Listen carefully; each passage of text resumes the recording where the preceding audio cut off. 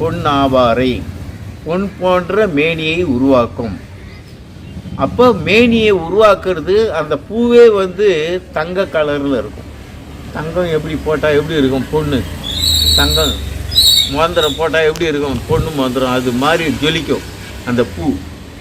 அப்போ அதுக்கு எவ்வளோ பவர். இது மேனியை துலங்கக்கூடிய, அதாவது மலச்சிக்கல் இல்லாமல், தோல் வியாதி இல்லாமல், சொறி சிரங்கு, மூட்டு வலி எல்லாத்துக்கும் ஒரு பெரிய மாபெரும் சக்தி உள்ள மருந்து.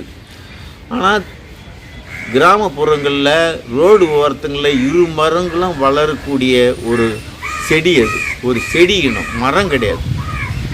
அது காய், அதனுடைய காய் கொத்தரைக்காய் மாதிரி இருக்கும். அந்த கொத்தரைக்காய் காய் அது உள்ள பருப்பை நீக்கி எடுத்தோம்னா அதை எலுமிச்சை பழம் சாறு விட்டு அரைச்சி தோல் வியாதியில் போட்டேன்னா தோல் வியாதி இருக்காது. எவ்வளோ மருந்துங்க இருக்குது.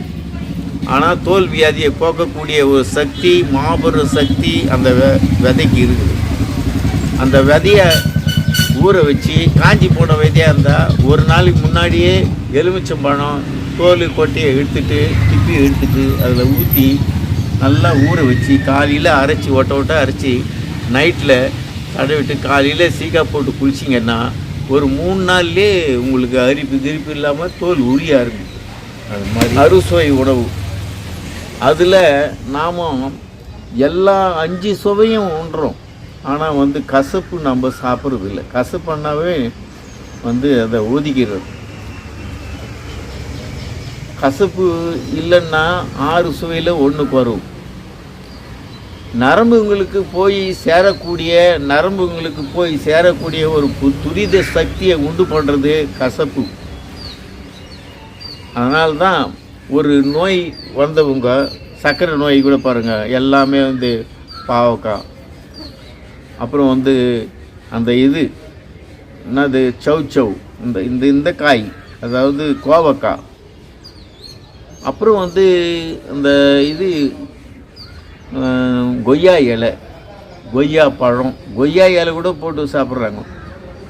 அப்புறம் நித்திய கல்யாணி, நித்தமும் அது பூ பூக்கிறதுனால நித்திய கல்யாணி, நித்தமும் பூ பூக்கிறதுனால நித்திய கல்யாணின்னு வச்சான்.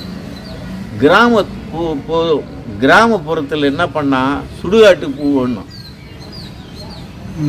எதை நித்திய கல்யாணி பூவை சாமிக்கே வைக்கலாமா, புக்கில் போட்டு வச்சுருக்காங்க. ஒரு பெரிய புக்கில் பார்த்து சாமிக்கு அம்மனுக்கெல்லாம் வைக்கக்கூடிய ஒரு பூ, ரொம்ப சேமமாக, வீடு சேமமாக இருக்கும். அந்த பூவில் தேவசனம் அதுக்கு நம்ம பூ வச்சு கும்பிட்டா நல்லதுன்றான்.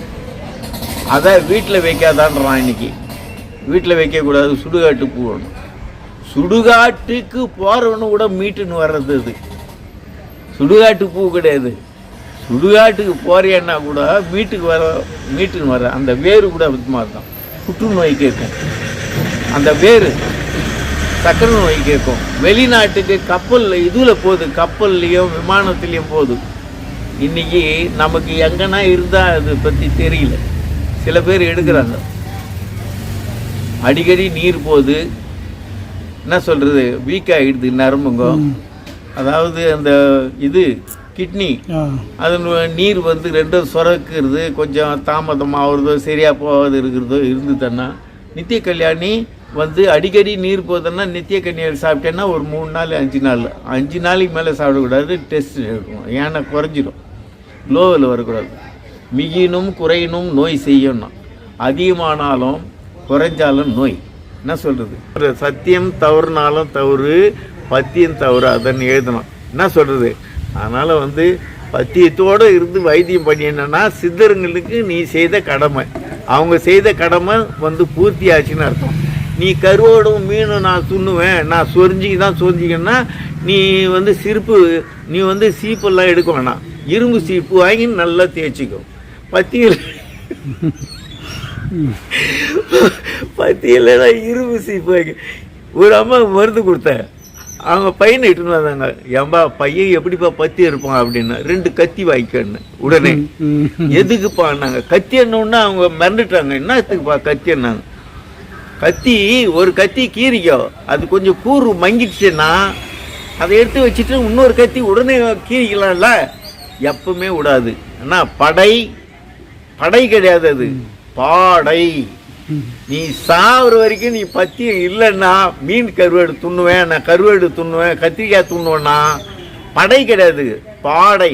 நீ பாடையில் போகிற வரைக்கும் உனக்கு அது இருந்துக்கின்னு தான் இருக்கும். தோல் வியாதியே போகாது, போன மாதிரி போகும். நீ எவ்வளோ ரூபாய் செலவு பண்ணாலும் போன மாதிரி போய் திரும்பி வந்துடும். படை கிடையாது, பாடை. பாடையில் போகிற வரைக்கும் தோல் நோயும் ஒன்றும் விடாது. பத்தியத்தோடு இருந்தீன்னா அதோடு திரியம் வராது. அதுதான் சித்தர் மருந்து. சித்தருடைய மருந்து அதுதான். சித்தமாக இருக்கணும், நீ சுத்தமாக இருக்கணும். என்ன சொல்கிறது, சித்தம் தவறுனா முடிஞ்சு போச்சு. என்ன சிதறாமல் நீ அந்த கடை பிடிக்கணும், அதுதான் சித்தர். சித்தமாக இருக்கிறன்னா அதுக்கு நீ கடமைப்பட்டு இருக்கிற. நீ ஒரு வழியில் போய் 2 மாடு கட்டிட்டேன்னா ஒரு மாடு இப்படி வெளிச்சு ஒரு மாடு பத்துச்சுன்னா ஓடாது. அது மாதிரி தான் ரெண்டுமே ஓடணும், மருந்தும் ஓடணும், மனுஷனும் ஓடணும். வியாதி வந்தோன்னா அது கூட சேர்ந்து இது பண்ணணும். மருந்து மருத்துவம்.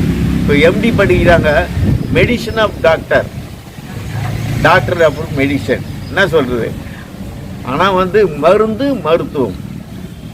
மருந்து மருத்துவம் நம்ம ஊக்குவிக்கிறது. மருந்தை பற்றி ஊக்குவிச்சு இப்படி நடந்துக்கணும், மருந்தை பற்றி இப்படியெல்லாம் நடந்துக்கணும் அப்படின்னா அதுதான். சரிங்க.